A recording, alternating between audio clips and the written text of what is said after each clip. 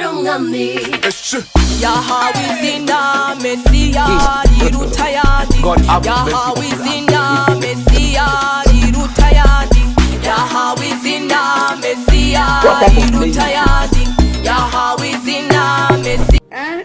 Wapire kandeke kwivanga mu mpano zitari gwanje.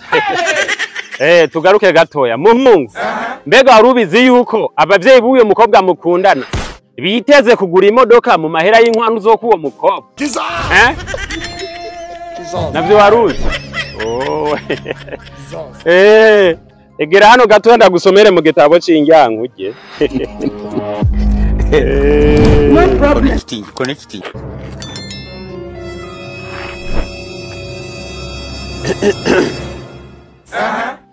Mu migani indyango uje gatatu murongo wa mbere haravuga ngo agaciro k'umukwe gasuzumirwa mu nkwano aba yatanze. Are you playing?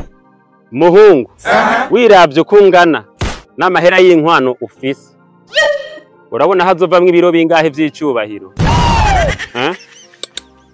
Irobo?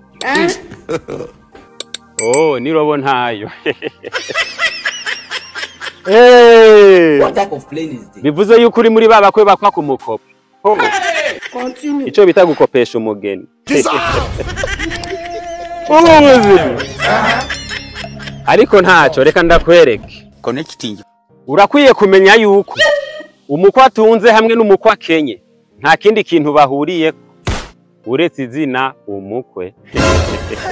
Igitabo kirabandanya kivuga ngo mu gihe umukwe akenye akoresha inguvu nyinshi kugira atsindire umukobwa, ariko umukwe atunze abavyeyi b'umukobwa nibo bakoresha inguvu nyinshi kugira ntibahombe umukwe.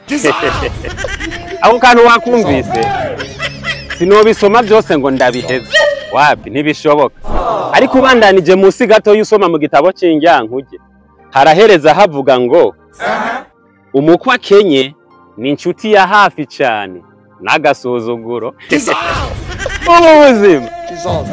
Okay. No problem. Connecting.